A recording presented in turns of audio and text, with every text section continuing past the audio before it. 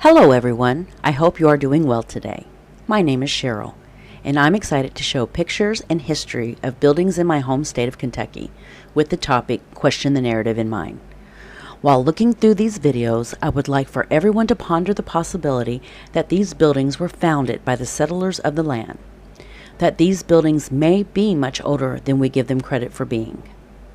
By looking into the current narrative, we will look at the facts presented and evaluate whether the current narrative is merely created and written by the founders of the land.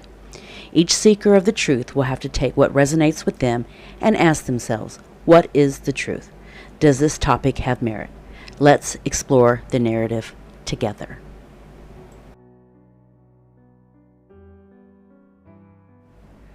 When Confederate forces invaded western Kentucky in early September 1861, the Unionist state legislature promptly declared its allegiance to the United States. With the state now in Union hands, Federal forces quickly occupied Paducah.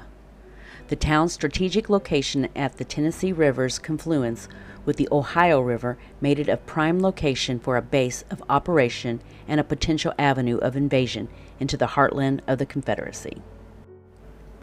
In order to protect Paducah, an earthen fortification was constructed by General Charles F. Smith's command in the fall of 1861.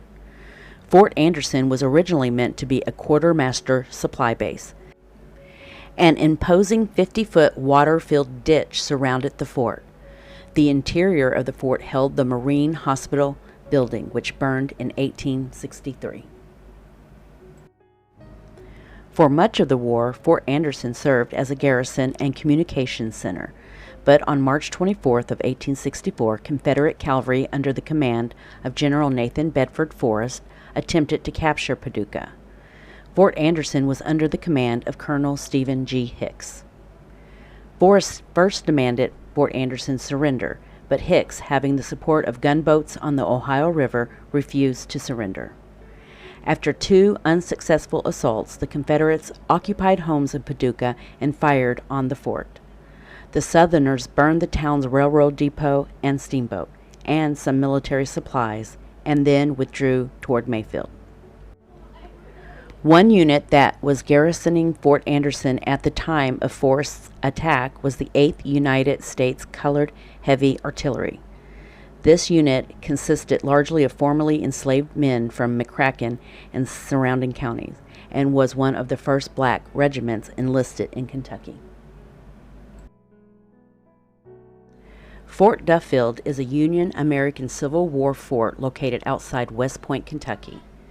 It saw use in 1862 and was abandoned when it appeared that the war would never come near the fort. Ironically, John Hunt Morgan would in 1863 lead his raiders right past the fort and may have been stopped had the fort not been abandoned. The plan was to use West Point as a Union supply base for Elizabethtown. Construction began on November 3, 1861 and was finished in 2 months. The fort was named for the Reverend George Duffield of Detroit, whose son, Colonel William W. Duffield, led the 9th Michigan Infantry. There were 950 troops stationed there, but they were soon sent to the front lines, and the fort was mostly unused in 1862, seeing its last use that fall. The fort is mostly a serpentine wall, unlike the typical star-shaped Civil War forts in Kentucky. The earthworks of the fort are well preserved. Originally, there was a 1-mile clearing between the fort and any trees, but since the fort's abandonment, the forest was grown back around the fort. A fresh water spring was located inside the fort.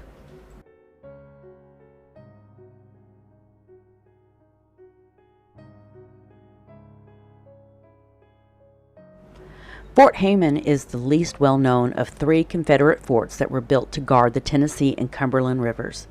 Constructed in the winter of 1861 through 1862, Fort Heiman was on the west bank of the Tennessee River and was constructed on high ground.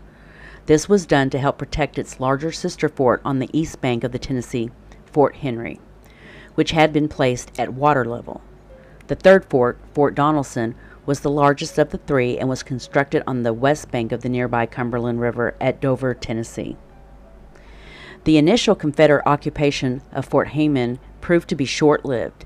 In early February of 1862, Union General Ulysses S. Grant's forces moved south on the Tennessee River to capture Fort Henry. This strategic movement forced the Confederates to abandon Fort Heiman.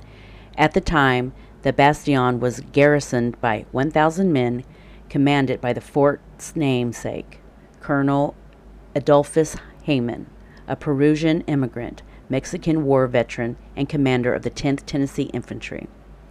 Unable to harm the Union gunboats and transports due to the lack of heavy artillery, Heiman ordered his fort abandoned on February the 5th. Fort Heiman was quickly occupied by the 5th Iowa Cavalry, who held the position until March 1863, when the fort was determined to be unnecessary. While the fort was in Union hands, it served as a magnet for the area's slaves, who hoped to find freedom within the Union lines. Local efforts to preserve the earthen fort proved successful when more than 160 acres surrounding Fort Heiman were added to the National Park Service's Fort Donelson unit. The fort's linear earthworks, totaling more than 600 yards and with walls from 8 to 10 feet high, are now protected from destruction due to local development projects. I want to thank everyone who is kind enough with their time to watch my videos.